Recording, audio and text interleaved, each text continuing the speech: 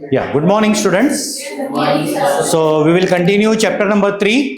As you know that this chapter is very important from the board point of view. Board point of view से ये 11 mark का एक question section F में आता है, right? तो ये क्वेश्चन बहुत ही इंपॉर्टेंट है और तुमको आगे भी बहुत काम आएगा ये चैप्टर 3, क्योंकि कॉलेजेस में बैलेंस शीट है कंपनी का, तो कंपनी का बैलेंस शीट में डिटेल्स में है, तो इसमें बेसिक समझ में आ गया तुमको तो डिटेल्स भी समझ में आ जाएगा, right? Now we will take the illustration 9. we'll see the question. What is the question given? Following balance is extracted from books of Gujarat Limited as on 31st March 2017. Prepare statement indicating assets of balance sheet as per Schedule 3 of Companies Act 2013.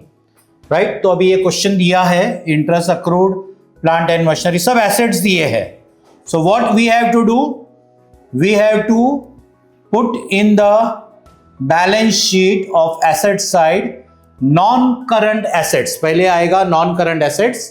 Non current assets में first heading क्या है? Tangible. तो tangible में देखो क्या क्या आता है. टेंजिबल में मैंने तुमको आगे मार्क कराया है, राइट? तो उसमें देखो टेंजिबल में क्या क्या आता है. प्लांट, मशीनरी, बिल्डिंग, लैंड, वो सब आता है. तो क्वेश्चन में देख लो अपने दिया है, क्या दिया है क्वेश्चन में? Is it given? Yes. So plant and machinery is given, that is of 6 lakhs. So we will take plant and machinery 6 lakhs rupees. बराबर है? प्लांट एंड मशीनरी टेंजिबल होता है. उसके बाद में next heading is intangible. Intangible में देख लो heading में क्या क्या आता है. गुडविल, पेटेंट्स, ट्रेडमार्क्स, कॉपीराइट्स, वो सब आता है. तो अपने क्वेश्चन में देखते हैं क्या कुछ है. कुछ ट्रेडमार्क्स है. Yes, trademark is given 4th.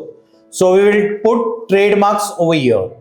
यानी इनटेंजिबल में ट्रेडमार्क ले लेंगे, अमाउंट इज 20,000. आया समझ में?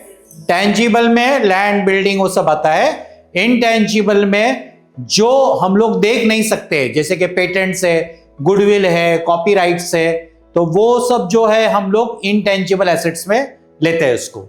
और नेक्स्ट हेडिंग क्या है तुम्हारा? Non current investment. Non current investment में देख लो कुछ तुम्हारे इसमें क्या क्या आता है.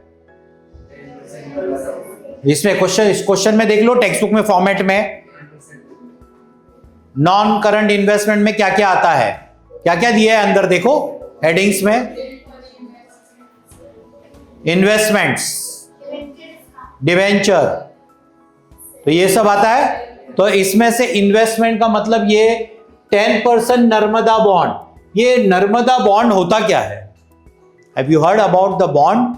बॉन्ड क्या होता है? Bond is debenture. Narmada bond का मतलब गवर्नमेंट ने जो है, जब पैसे की जरूरत होती है गवर्नमेंट को, जब भी फंड्स कम होते हैं, तो उन लोग ने ये जो नर्मदा के लिए, नर्मदा में खर्चा करना होगा बहुत बड़ा अमाउंट का, तो उन लोग ने क्या किया, एक बॉन्ड निकाला. बॉन्ड का मतलब डिवेंचर.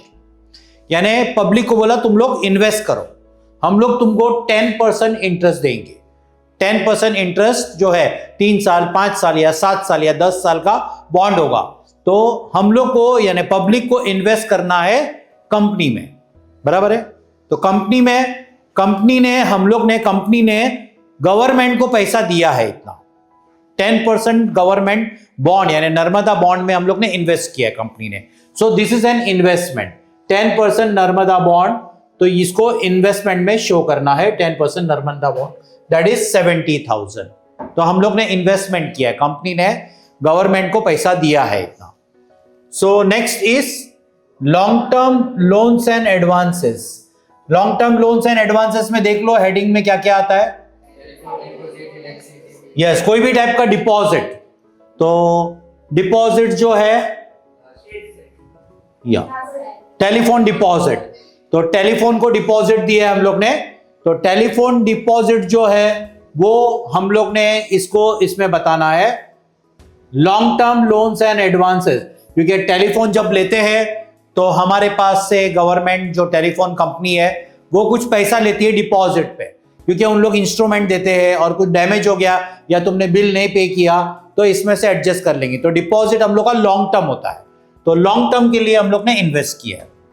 फिर उसके बाद में other non current assets, other non current assets में देखो क्या क्या दिया है, आएगा इसमें से कुछ, देखो उसमें क्या क्या है, क्या क्या आता है, डिस्काउंट, तो ऐसा कुछ है ही नहीं इसमें, बराबर है, क्वेश्चन में कुछ भी दिख नहीं रहा है, तो उधर लिखने का फॉर्मेट में you have to write in the format कि तुम लोग ये सब छोड़ नहीं सकते, other non current assets, heading डालने का अमाउंट में dash, you have to write the heading, अगर हेडिंग नहीं लिखेंगे तो मार्क्स कटेंगे बोर्ड में और एग्जाम में, हर एक एग्जाम में तुमको लिखना ही है वो। Next is current assets, current assets में फर्स्ट हेडिंग क्या है, करंट इन्वेस्टमेंट्स में देखो क्या क्या आता है, यूनिट्स ऑफ म्यूचुअल फंड, बराबर है, टेम्पररी, शॉर्ट टर्म बोलते हैं उसको, टेम्पररी का मतलब शॉर्ट टर्म, तो इसको इसमें ले लेने का है शॉर्ट टर्म में,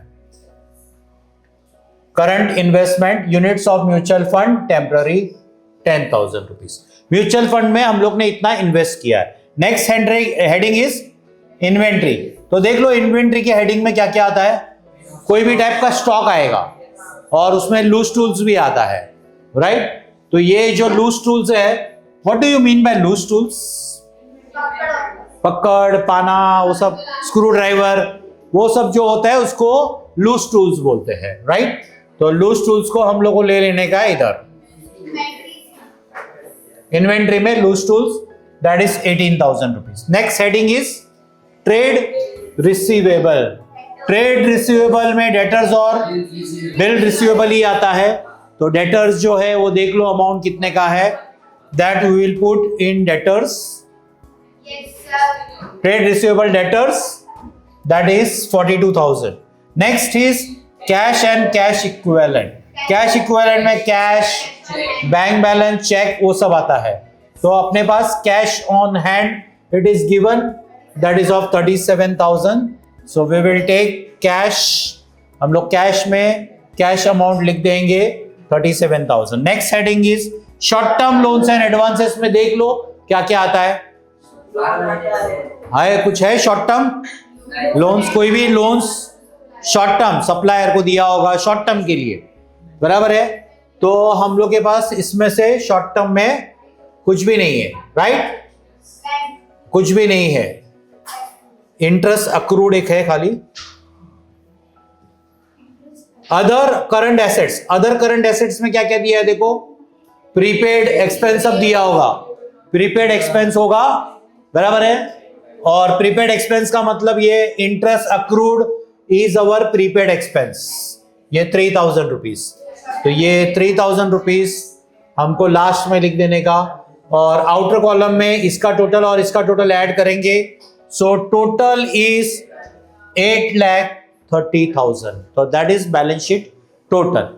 I think this question was asked, half question assets वाला ये पूछा था और लायबिलिटी वाला एक इलस्ट्रेशन पूछा था, दोनों मिक्स करके एक 11 मार्क का क्वेश्चन बोर्ड में आया था, I think 2019, right, I have marked it, mark किया है ना तुम लोगों को, 2019 में कभी आया था ये, 2019 में था ना ये क्वेश्चन, राइट, तो 2019 में हाफ क्वेश्चन लायबिलिटी साइड से आया था, इलस्ट्रेशन ही था, और ये भी एक एसेट्स का पूछा था, दोनों कॉम्बिनेशन पूछ के एक क्वेश्चन बनाया था 6 यानी 5.5 मार्क्स का, तो 11 मार्क का एक क्वेश्चन आया था। This is very important topic, बराबर है, तो ये अगर एसेट्स आ गया तुमको तो लायबिलिटी एसेट्स दोनों भी आ गया, तो now the balance sheet will be easy for you, right, balance sheet थोड़ा इजी हो जाएगा। Okay, that's all for today, thank you.